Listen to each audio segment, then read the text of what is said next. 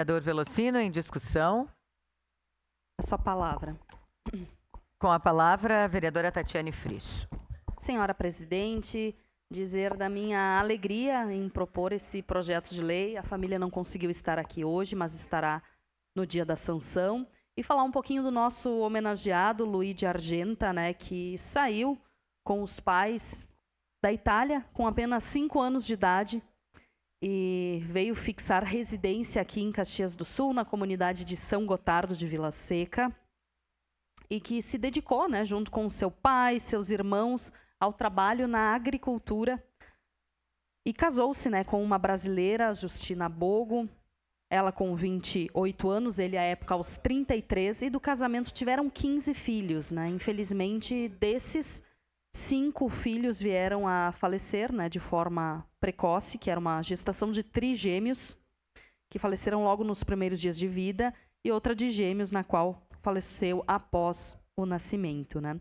Restaram os 10 filhos: Tereza, Paula, Rosália, Reinaldo, Carlos, Luiz, Justina, Domênico, Marcelino, Júlia e o caçula Agostinho Argenta, né? E Luigi era, então, uma dessas pessoas que era muito conhecido como um homem extremamente íntegro, de muita fé. Comparecia sempre, né, nas missas aos domingos, na sua comunidade, em Ana Rec, participava do terço na pequena igreja, né, de São Gotardo. E, após o casamento, então, também teve seus filhos, constituiu família aqui.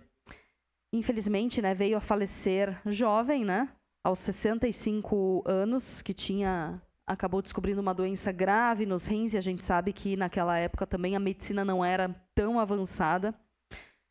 E acabou vindo a óbito aos 67 anos por conta de uma falência renal, deixando a sua esposa, né, Justina, e seus 10 filhos, né? Então, foi uma pessoa incrível que se dedicou ao desenvolvimento da sua comunidade, né, que trouxe seus sonhos para esse país e construiu seu trabalho e sua vida aqui.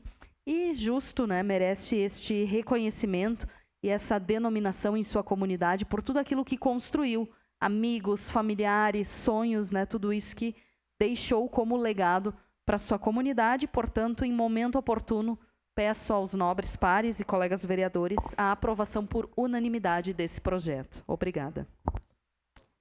Obrigada, vereadora Tatiane.